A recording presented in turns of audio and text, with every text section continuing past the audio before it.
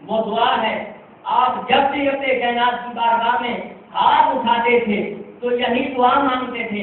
مالک ایک تو شہادت کی موت عطا کرنا، دوسرا اپنے حبیب کے شہر میں موت عطا کرنا۔ اور اس میں حضرت امام مالک جنہیں امام عشق و محبت بھی کہا جاتا ہے، جنہیں امام دار فکرہ بھی کہا جاتا ہے، جنہوں نے 40 سال تک سرکار کریم علیہ الصلوۃ والسلام کے روضے کے سامنے بیٹھ کے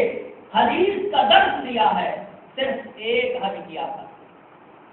آپ سے پوچھا گیا آپ مدینہ میں رہتے ہیں، آپ ہر سال حج کیوں نہیں فرماتے؟ تو حضرت امام مالک نے فرمایا کہ ایک حج میں نے اس لیے کیا تھا کہ یہ میرے اوپر فرض واجب تھا، اب مجھ سے واجب و فرض نہیں ہے، اب تو میں کروں تو سنت ہے، ثواب ہے، لیکن میرا جی یہ چاہتا ہے کہ امام مالک کی روح قبض انصری سے جب پرواز کرے تو اس کا یہ جسم مدینہ میں،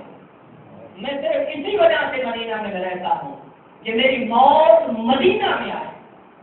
تو میرے مصطفیٰ نے فرمایا کہ جس سے یہ طاقت ہو، استطاعت ہو، وہ مدینہ میں آ کے رہے۔ ایک اور حدیث سے بات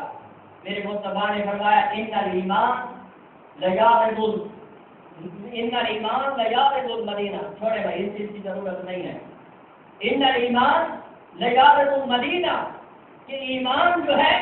یہ مدینہ کی طرف لوٹ کے جانا ہے، اس نے سمٹ کے